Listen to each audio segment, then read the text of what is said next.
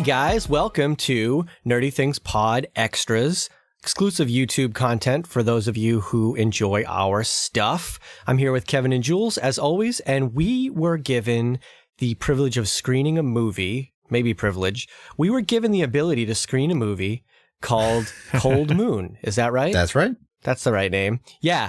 Yeah, so thank you to Uncork'd Productions on Twitter, I think, for giving us the opportunity to look at this movie and a few other movies that we might talk about in the future. But yeah, we are going to talk about the movie Cold Moon. Yeah, so let's talk about it. It was a movie. If Blade Runner was a movie, I'm not sure if this one was a movie. This was as much of a movie as Blade Runner was.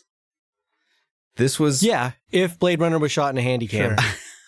Sure. Rough. Oof, man. So let's get into the cast. It had a pretty good cast, on the front of it. Robbie Kay, Christopher Lloyd plays grandfather, which was pretty cool. Josh Stewart, Rachel Brooks Smith, you've seen them all doing some other stuff. Frank Whaley, Candy Clark, you've seen her do all this stuff. Tommy Wiseau, yeah, I wish he was in there for 7 seconds. 7 seconds, but, yeah. He did his tagline. You're tearing him apart. That's his tagline. He said that for the snake, which is pretty funny. I'm glad they added it in there. But they had a pretty good cast. I mean, I really enjoyed seeing these people do some other stuff, and I was happy to see Christopher Lloyd again, even though he did look a little older. I mean, he did play a he old is man, a little older. but, I mean, he's been old since the 80s. So let's be honest. Yeah, I'm kind of sad. I know, but it hurts to see. But he was the hook. Like so we had a choice to see a couple of movies, and Christopher Lloyd pretty much was the hook. Am I right? I mean, he's the guy we're like, oh, hey, Christopher Lloyd's in it. That's a real actor. Let's go see this. Let's check out this movie. I feel like this was a situation like The Guyver. Did you ever see that? That was Mark Hamill was in that. And it was pitched as we can get Mark Hamill from Star Wars. Only the producers didn't realize that, because it was a movie that was produced by some Japanese investors. They didn't realize that like 10 years had passed and that he'd been in a motorcycle accident. So it was Mark Hamill, but he played like the older mentor in it and not anything relevant, much like Christopher Lloyd in this. Yeah. Sure. Let's get into the story a little bit. I mean, I don't know if we want to do spoilers or not, but here's kind of the breakdown of the story. It's kind of set in Babylon? Florida. Sure. Babylon, Florida. It's in like Florida. The sticks, it's set the there. backwoods, it's kind of a small the town. swamp area of Florida. Sure. In 1989. Yeah. Yeah, it's all set there in the past a little bit, and there's kind of, that sort of town where everybody knows everybody, kind of small town, whatever. There's only like one police station there and stuff like that. Well, there's like a murder that happens with the main family's daughter. So the main family in this are a brother and sister that are apparently living under the roof of their grandmother. We don't know why, but it's a farm. Her husband died, but we have no established idea of what happens to their parents. But they have a farm where they raise blueberries. Oh, they're the best. Everybody does love their blueberries. Yep, they're the best blueberries in town. So yeah, they live there. Whatever. The girl's coming home late. There's like a storm. There's a big bridge that plays a key role in this. She's riding a wheel. He's right. That's her singular wheel. She's riding her bike all the way home, and she's gonna pass the bridge that goes to her house, where apparently, I guess, they're the only ones that live on the outside of that bridge, on the other side of the bridge. I think that's what I got from it, that across this bridge was the only thing, was their house. Anyways, she's going, it's dark, there's a storm, this car kind of skids past her, she almost falls, whatever, somebody gets out, and they kind of take her and push her over the edge, and she dies and all that stuff. It's a masked person. That's the first murder. Something happened. I think it happened in the first 15 minutes in the movie, and it is like there was a little bit of setup. The most unsuspenseful murder that I've ever seen. Like, it's this dude in a mask. Like, I don't even know what this mask is. It's like leather. It's got buckles on it. The buckles were weird looking. He was some sort of like not scary gimp pilgrim. Right. And he like grabs her and she's a tiny little girl and he struggles with her for some reason, but kills her because that wasn't going to happen in this scenario. Like, there was no tension in that scene whatsoever. It was just like, oh, okay. Gotcha. Well, that's how Understood. we're going to start. Huh? Thank you. It was odd. Yeah. She gets put under her bike in the river, the little creek that's there, I guess, and the grandmother goes crazy in like the most unconvincing way I've ever seen anybody go crazy in my life. Like, this woman is the worst actress I've ever seen in anything. Like, I went to a high school play and I saw a 5-year-old playing Dorothy that was superior in capability to this woman. Like, she has this weird look on her face the whole time. It's like this. And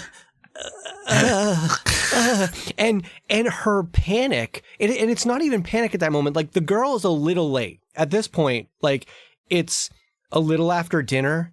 And she's like, Johnny. Yeah. I don't know. What's the kid's name? It's not Johnny. Let's pretend it's Johnny. I have no Johnny, idea. Sure. Where's Margaret? Where is she? Where's Margaret? Oh, like, is this a dead-on impression or what? Like, her movements are that of a person You're missing who's the terrible I thought I was wig. watching That's the movie. it. Yeah. Her movements are a person who's about to be crippled for some unknown neurological disorder. Like, they're short and quick, and it looks like she's just losing control of her motor function. And she's like, woman, she's like 15 minutes late.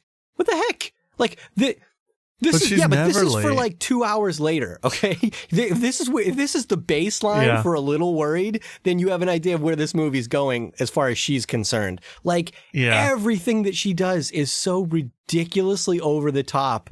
When they actually discover the body of the girl, which they do the next day, she screams and howls like it's the beginning of the movie Scream. And that's supposed to be like the key moment of the movie because it's the title sequence, but it's not. She just tilts her head back. She's like, ah! It's awful. It's absolutely horrific. Yeah, I mean, it was very weird that, like, he chose to hide the body there by tying it to the bicycle and then just leaving it exactly where it was. And then there was that weird flashback dream sequence with the grandmother where she suddenly knew exactly who had done it and how it had happened and why, and no one believed her. And I didn't understand why, honestly, how, the whatever, worst, but she the worst part of the movie was that's the crux of the movie. This movie couldn't decide whether it wanted to be a real life murder mystery or a supernatural ghost story. No, we don't know which this was. We do, because it showed us the supernatural without the crazy guy around. It showed us that there was a supernatural being flickering the lights and getting up from the swamp. And then it proceeded to try to tell us that it was all in his head. And they showed us all the evidence of the supernatural ghost story, we know it's except for when it was happening, and he's the only one who could see it. So then the last scene of this movie, I'm going to ruin it for everybody.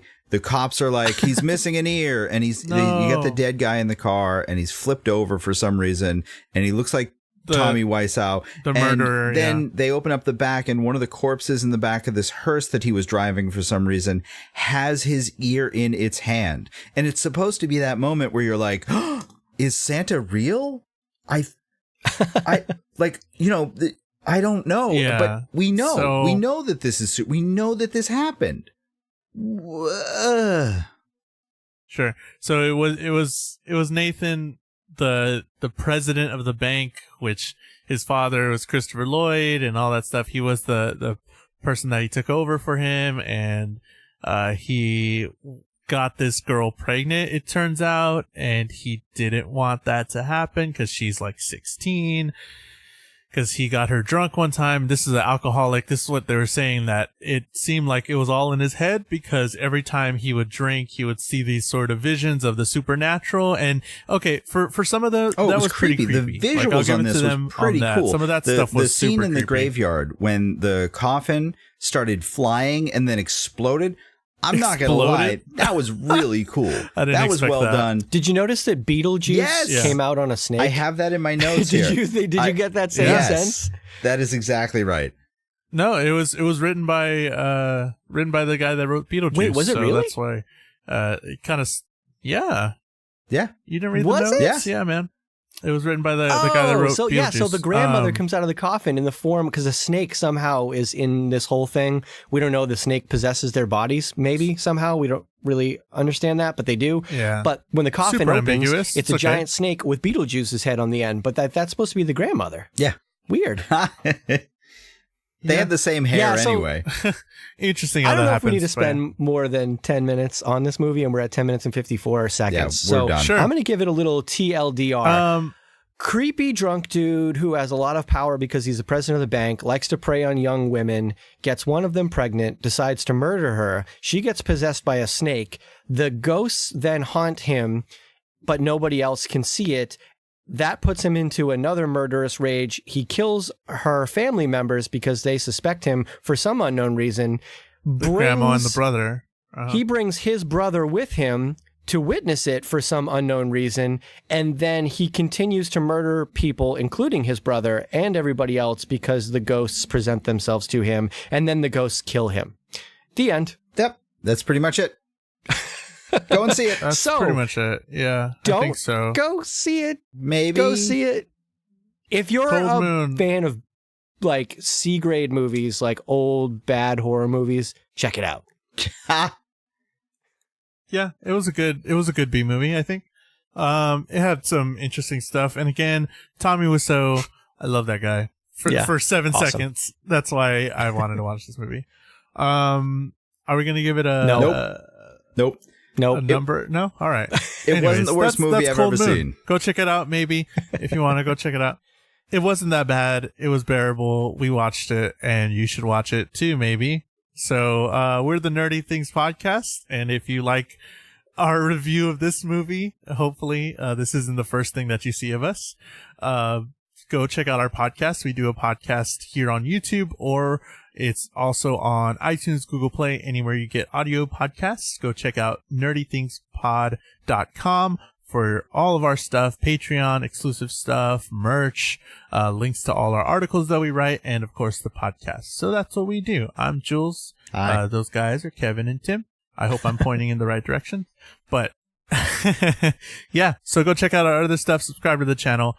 And, thanks, everyone. Thanks. Bye. Talk to you later.